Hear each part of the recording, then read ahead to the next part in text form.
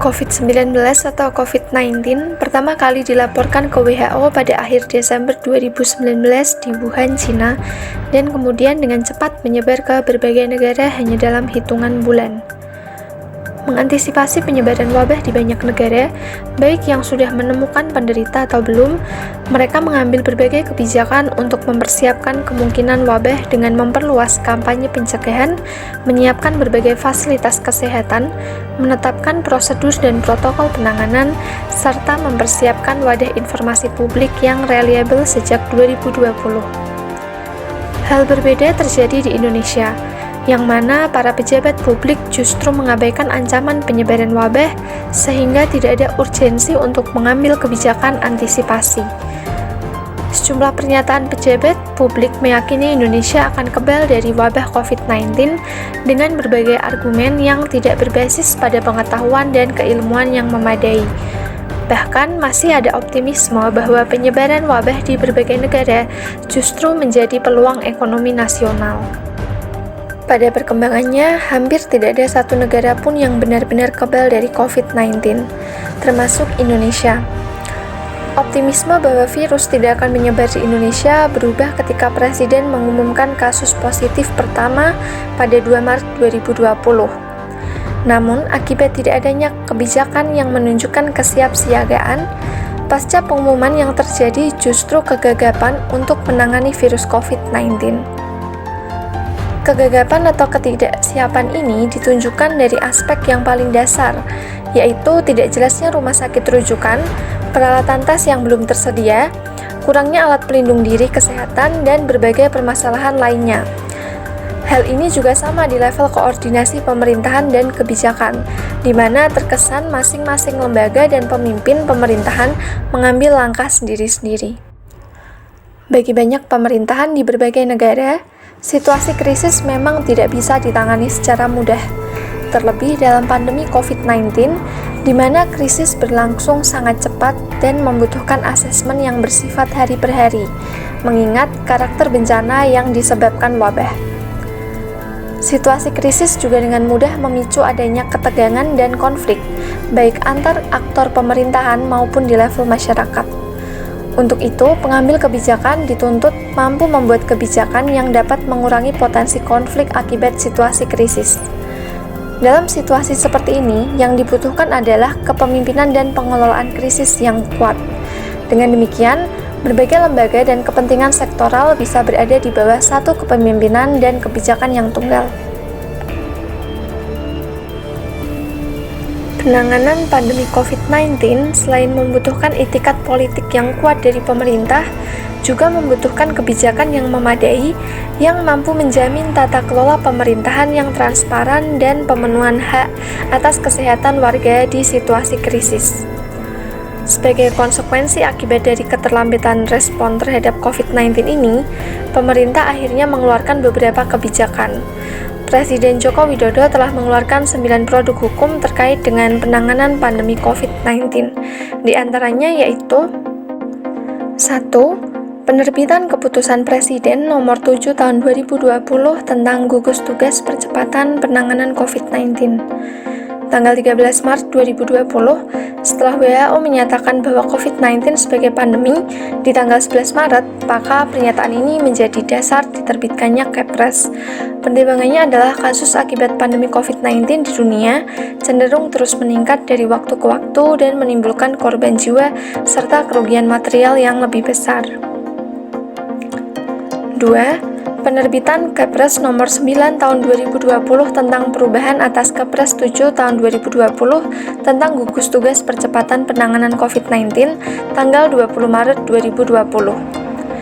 Inti perubahannya adalah pada pasal 8 yang mana susunan Dewan Pengarah menjadi bertambah dan susunan pelaksana gugus tugas penanganan COVID-19 pun melibatkan lebih banyak unsur pemerintahan dan mengubah pasal 13 serta menambahkan satu pasal, yaitu pasal 13A sehubungan dengan instruksi Presiden dalam kegiatan dan relokasi anggaran kementerian atau lembaga. Inpres yang dimaksud adalah Inpres nomor 4 tahun 2020 tentang refocusing kegiatan, realokasi anggaran, serta pengadaan barang dan jasa. Kepres ini menunjukkan bahwa arah pemerintah lebih jelas dalam menangani COVID-19. Diterbitkannya Inpres nomor 4 tahun 2020 mengacu pada situasi yang memerlukan langkah-langkah cepat, tepat, fokus, terpadu, dan sinergi antar kementerian atau lembaga dan pemerintah daerah untuk melakukan refocusing kegiatan, realokasi anggaran, serta pengadaan barang dan jasa dalam rangka percepatan penanganan COVID-19. Inpres ini menjadi dasar perubahan alokasi anggaran khusus untuk penanganan COVID-19.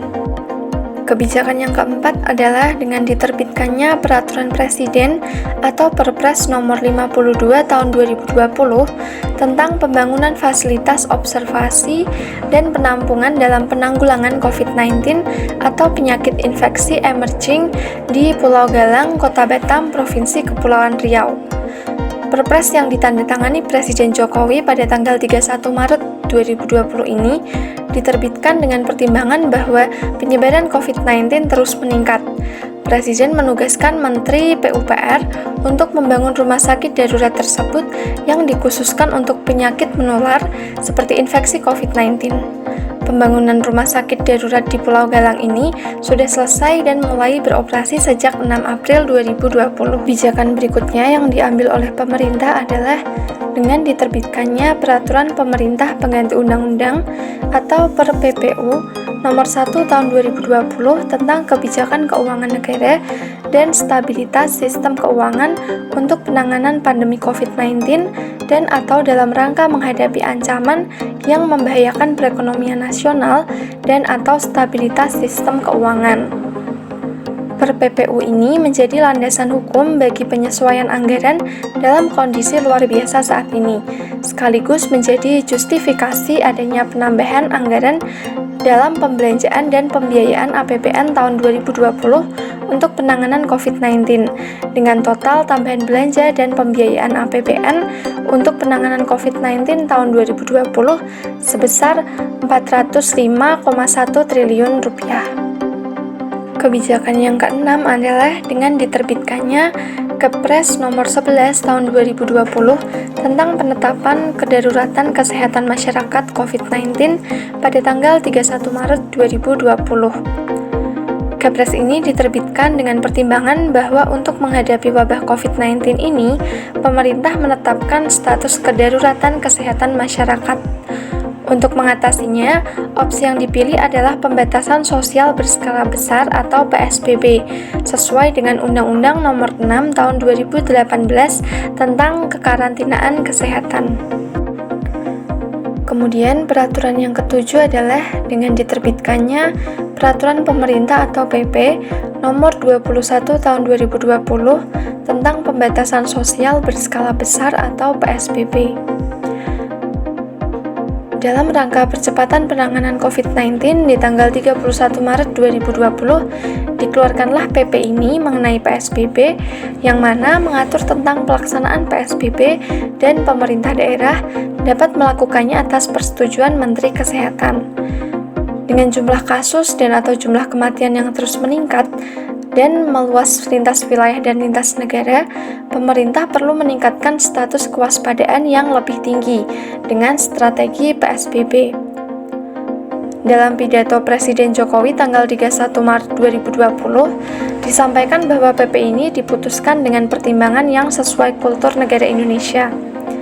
Berbagai negara melakukan lockdown sebagai salah satu strategi masuk dan keluarnya penduduk untuk membatasi atau memperlambat gerak pandemi COVID-19 yang dibawa oleh manusia.